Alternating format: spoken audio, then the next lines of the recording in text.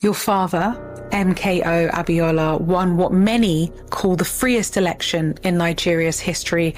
The military annulled it and imprisoned your father. Probably the event that has had the biggest impact on my life. I would say that I'm just laying the groundwork so that our children can be proud to be African. Your mother's bravery and her courage cost her life.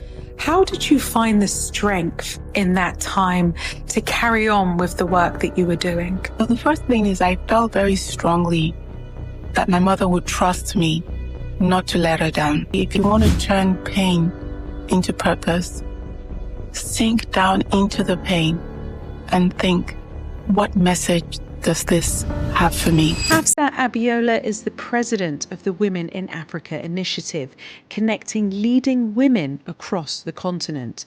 A leader in Nigeria's pro-democracy movement, she founded the Kudirat Initiative for Democracy, named for her mother, who was assassinated fighting for democracy. Her father, who won the 1993 election in Nigeria, died in prison.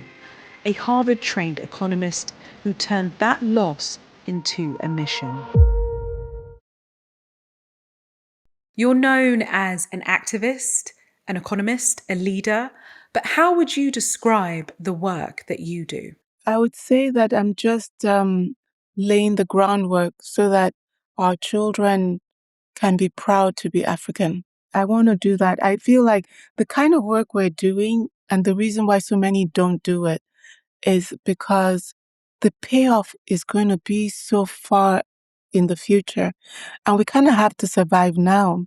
So just out of the practicality of it, many people don't want to invest that time. I think that the life we live is really for the future. And if we live it correctly, then the future has a better chance. And for anyone who doesn't know your story, your father, MKO Abiola, won what many call the freest election in Nigeria's history back in 1993.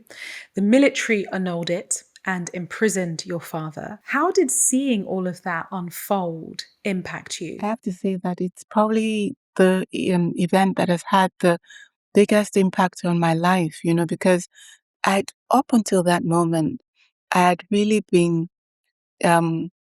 cultivated in a petri dish, very much shaped by Hollywood, Indian movies, Chinese movies. And then so when we went into the June 12th struggle and we were facing the military, I really was not prepared for my mom to be gunned down by them, my father to be put in jail, for after all the struggle, for my father's dead body to be given to my family. I mean, it was just it was probably was the wake up call I needed to realize that this is not a movie, this is real life, and in real life, a lot of these the good people don't always end up on top. This all took place after your father decided to run for Nigeria's presidency in 1993. What change was taking place in the country at that time? So let me explain.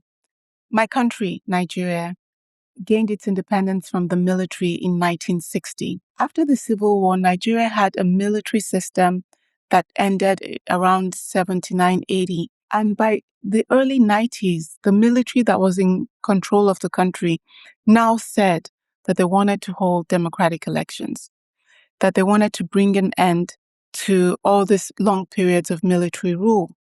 And it was at this point that my father decided that he wanted to run for office. He was a businessman and he was from the Southwest, but he, over the years, had been one of the major philanthropists in Nigeria. He had built schools, hospitals. He was the biggest donor to universities across Nigeria. So in the election that took place in 1993, he won that election. And that should have been in a normal country at a normal time. That would have been the end of the story. Or the story would be how well he governed. But in Nigeria at the time, the military decided that they didn't actually, after holding the elections and after collecting the results, they decided that they actually were not happy with the results. because of what part of the country he was from, we don't really know. They decided to cancel the election after the votes had been counted, and my father refused to accept that. So, for 1 year after the election was held, he was negotiating with the army, but the negotiations did not lead to a resolution of the problem. So the army then put him in jail. And where were you at this stage? Were you at Harvard University? The year he won the election, I was in my second year. The year that the negotiations collapsed, I was in my third year. And I really was confused as to how to help, because imagine I'm from Nigeria in a foreign country. And I just felt like, would Americans even care about this issue? I really didn't think, because I understood that Nigeria felt so far away. One day I was walking back to my home from the science center. So I had to walk right across Harvard Yard. So I was walking now, and facing Widener Library, there was a long table with students gathering. They were presenting a petition, and were asking for signatures. And I was thinking to myself, what are they petitioning for now? I was trying to avoid them because I realized that it's not going to be something that is relevant to me. So I was trying to find a way to walk around them. But maybe because I was Black, they came around the table and stopped me. And they said, we're getting signatures for a petition. There's an elected president in prison in Nigeria, and we're demanding his release. I couldn't even believe what I was hearing. And I said, do you know you're speaking about my father? They said no, they didn't know that they had gotten the petition from Amnesty International, and they were gathering the signatures to send to Amnesty. And that could I come to their meeting and explain what is happening?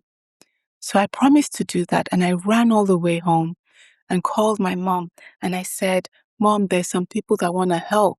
Can you send me information about Daddy's trial so I can explain to them what's happening?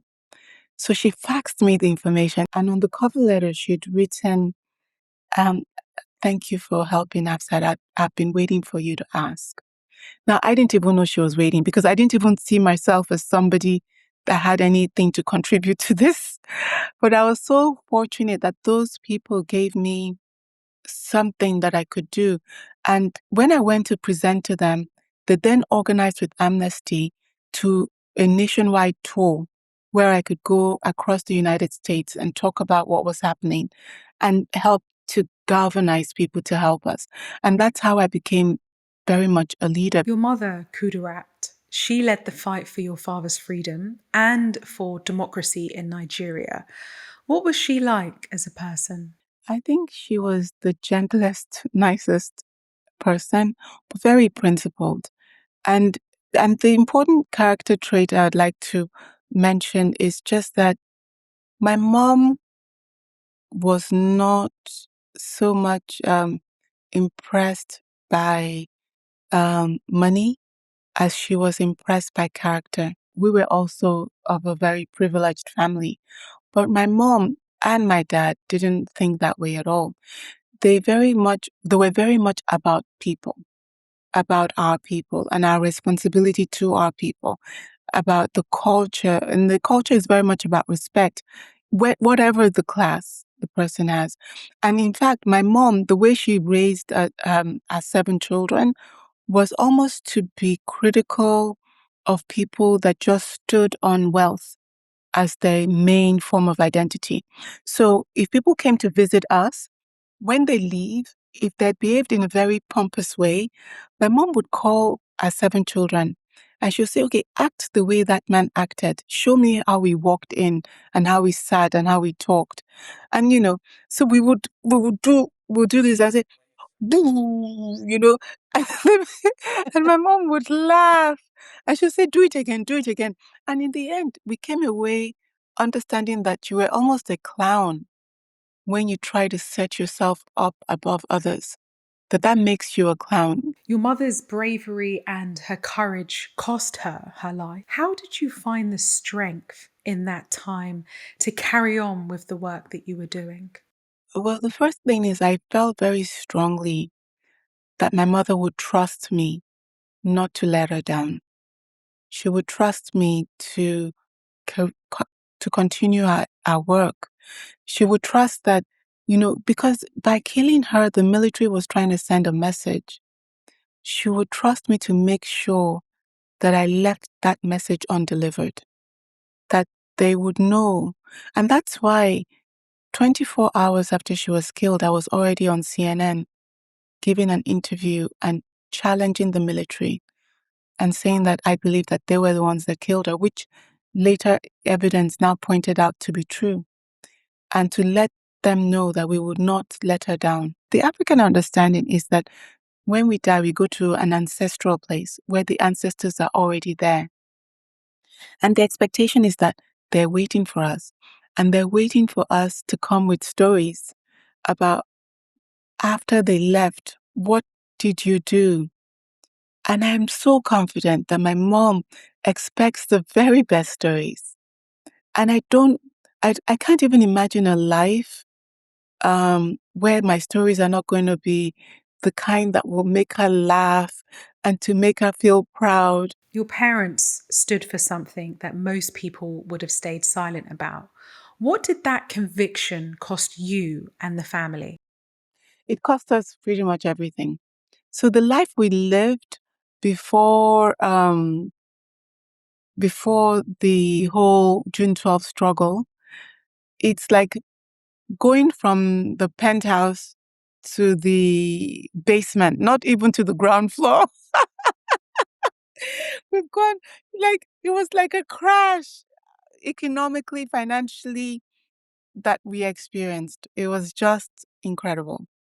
It was just incredible. So we were not economically in the same situation. We're not financially privileged any longer. We had no access to my father's funds. A lot of his companies had been frozen by the army. There were so many problems that we had. But, we had each other. In fact, when we heard that my mom had died, the five of us that were there, because at that time the two youngest were still in Nigeria, we stood in a circle and made a commitment to support each other and also to continue to work on the things that our mother was killed for doing. You also built Kind, an organization in your mother's name. You've helped train so many leaders, provide opportunities. Why did you decide to start Kind? So KIND stands for Kudirat Initiative for Democracy. And we've been working because what we saw, Lisa Marie, is after the whole June 12th struggle, where women had played such a major role, they put their lives on the line. But once the democracy was at hand, it just seemed to me that women were just set aside once the work was done. And so we created KIND so that we would be training young people and women on how they can have agency and shape this democracy into one that can serve their interests. And some of the women that we've trained over the decades have gone on in local government, have served in state cabinets, even as deputy governors, because many times it's the deputy governor position that gets allocated to women. So instead of letting it bury you, you built from it. Most people would have used that as permission maybe to walk away, and no one would have blamed them. Why didn't you take that exit? I think it has to do with my personality, Lisa Marie. My personality is I'm a loner, actually. I like being by myself. And when you have a person that is a loner, that person must like themselves. You must like yourself because you're not distracting yourself with other people. So you are only with yourself. And so the demand, what it requires to like yourself, self-respect, self-understanding. How would I explain to myself that my parents were doing something that I also see the benefit of doing, and then I left it? My problem is how I would be able to talk to myself about it. You wouldn't be able to sit with yourself if you didn't carry on that mission. That was the problem I had. I don't need this. I just need to understand what I'm doing, and then I'm okay. I don't care if I have 0 and you have 100. If I understand that the 0 is consistent with what I'm doing and what I'm doing makes sense to me. My external validation does nothing for me, because I think it's also fickle. Today you have it, tomorrow it's not there. What are you going to do with it? The thing that matters to me is what you have when you are dead. When you all you have is your own life, how you lived it, and not the lies you told, but just the reality of it. I just have to understand that I'm okay. How do you turn pain into purpose? I would say if you want to turn pain into purpose, sink down into the pain and think, what message does this have for me? Think of the pain as soil. It's always so dark and sometimes murky, but sink into it and think, what wants to grow out of this? What can grow out of it that is to the good? Because everything has the possibility of serving you if you are willing to be served by it. If someone listening has just lost something, maybe a job or a person, or the planet they had hasn't gone to plan, what do you think is the first thing they should do? They should first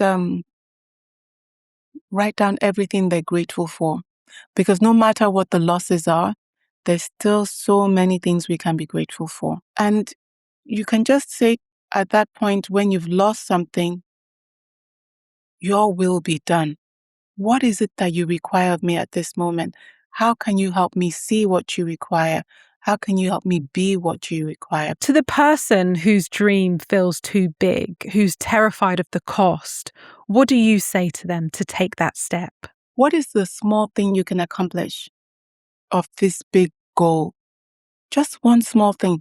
What small thing would make a difference that we can do over 3 months that I can start? And I think like this, we can get somewhere. I think you always start small and then look for other people that share the same interests to work with you. You know, the Africans, they say, if you want to go fast, you go alone. But if you want to go far, you go together. And I think if you want to take on big things, it matters to try to pull together a group of people that share the same idea and will travel with you. What are 3 ways to move forward when fear has you frozen? 1, pray to whoever in the universe that you believe is listening. 2, make a plan. 3, execute. You know, when fear has you frozen, you have to see, what can I do? It doesn't have to be a big thing. Especially when fear has you frozen, there's usually a reason why. Maybe actions could lead to a lot of strong consequences and maybe dangerous consequences. But there's always something that you can do, even if it's just to document what you're experiencing. If you're in a situation where you can't act, can you document? Can you try to keep a record of what you're experiencing? And also, if you're in a situation that has you fearful, what has you fearful? What are you afraid of? Maybe also sometimes it helps to be very clear what kind of, what is really stopping you from acting. Because maybe it will, trying to be very clear about it. If you write it down and you look at what you've written down, you might see that maybe I can't do it here in London, but I could maybe do it somewhere else or with somebody else in that other place. For the woman who feels unseen, unqualified, not ready, what advice would you give to her? I think the best way to say it is that even the people that she thinks are visible and qualified, they started somewhere too, knowing a lot less than what we see them saying and presenting now. There's always a journey for everybody. And if you are measuring yourself against people that have had years of expertise in a certain area, then you're not being fair to yourself. And your perspective, what you know because of your experience, what you'll be able to see, the opportunities you'll be able to see because of your unique point of view, you can't discount that. But the answer is not for us women to then also retreat. I think the answer for us women is to organize, and to organize together in sisterhood, in groups of women as sisters that support each other, affirm each other, position each other, sponsor each other, mentor each other, coach each other. We need to be actively promoting women, the voice of women, the power of women, the visibility of women, the values of women, because it's the balance that the world needs and is lacking. You've had to lead and find your own voice doing it. What did you have to unlearn about leadership? First, I even had to learn how to project because my voice was so small. And I think for many women, they're often encouraged to speak so quietly and not to take up space. And then another thing I had to learn was the importance of almost tooting your own horn. Like before I would speak and I wouldn't say very much about who I am. But actually, it's important to let people know who you are when you speak, because it then tells them why it's important to listen to you, because otherwise they just think, whoever is this person speaking, I have other things to be doing. But if you first establish your identity, then it gives you the platform to then speak. And don't think, oh, because many women often think, oh, I don't want to draw attention to myself. Actually, if you know that the message you have to communicate is important and that you want to give it the best opportunity to be received, then part of your assignment is to establish your credential, draw attention to yourself in the right way so that your message can be heard. Was it hard for you because you've been on global stages, you've been in rooms, presidents, former presidents, work with World Bank, the world's institutions. Was it hard for you to adjust and change and make sure that you promote yourself? It was really hard, but I think listening to my friend and understanding why. For women, many women can take whatever step you require them to take if they understand why. They can even run for office if they understand why they need to run.